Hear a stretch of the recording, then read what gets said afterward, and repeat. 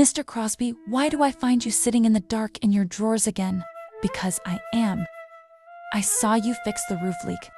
Let's hope you fixed that toilet as well. Get yourself some lunch and stop pestering me, Aura. You mean this raggedy little cake?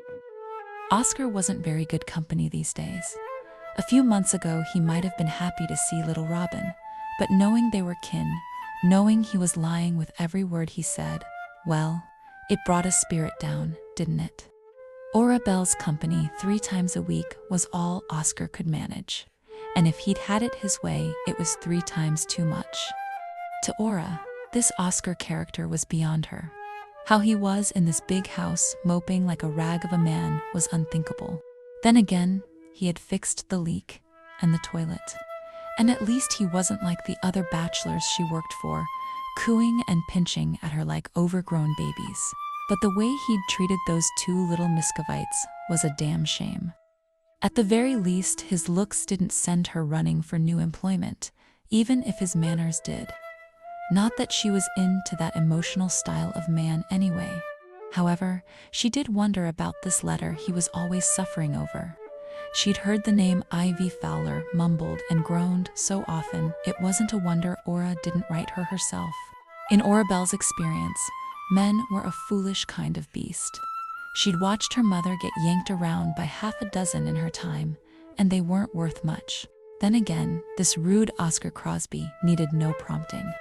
He was either moping or doing, and that was worth at least her notice. That patch on the roof is holding up under the snow, even if it is shoddy work. There are folks in this town who could use a hired man. You ever check the local boards? Can't you mind your own work? Where are you off to, Mr. Crosby? To check those boards. If that's all right with you, Aura. Go on then. He checked those boards often enough, and he must have found some kind of work for how long he was gone some days. That's for you, if you'll take it. What's all this for, Mr. Crosby? Showing me you don't need my cooking anymore. No, Aura. Law woman, can't you take a gesture? Are you offering me one? You wouldn't believe the food they had me eating at that house. Boiled chicken? That's shameful. That's why I'm here. Well, it's why I've stayed, I suppose. Doing right by me and mine is all I can do. I loved her, and I suppose I was young and foolish about it. But I want to be different now. I have to be. That's why I'm going to ask what I'm going to ask you. You're a kind of woman, opinionated. You must know what women want. Help, improve me, improve this house. Then maybe I can attract Ivy. Show her I'm not some feckless boy anymore. A kind of woman. I'm a whole woman. Ask your mama for that kind of help, not me. I meant you're strong. You aren't soft like I ain't soft. Where are you going?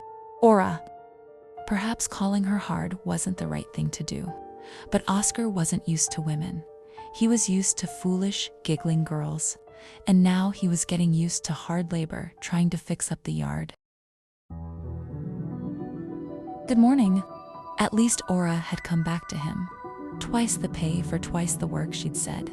Now Oscar worked 3 times as hard, but it would pay off. Aura did her usual work for her usual pay and received her double sum for improving the look of the interior. Pondering over a rose. What is that thing on your lip? I'm growing a beard. You said yourself, a beard is handsome.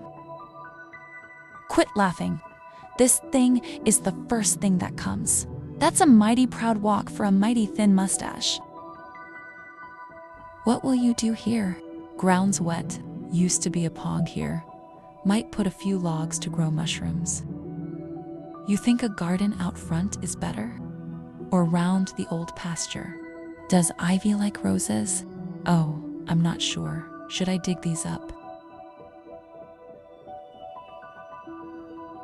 Plant a few more.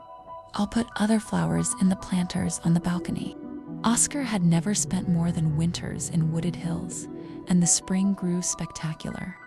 It had that old trick of making him wistful and wonder. He had just begun to lose an old ache in the warmth when suddenly there it was again. paining him with reply. Ivy hadn't been ignoring his letters.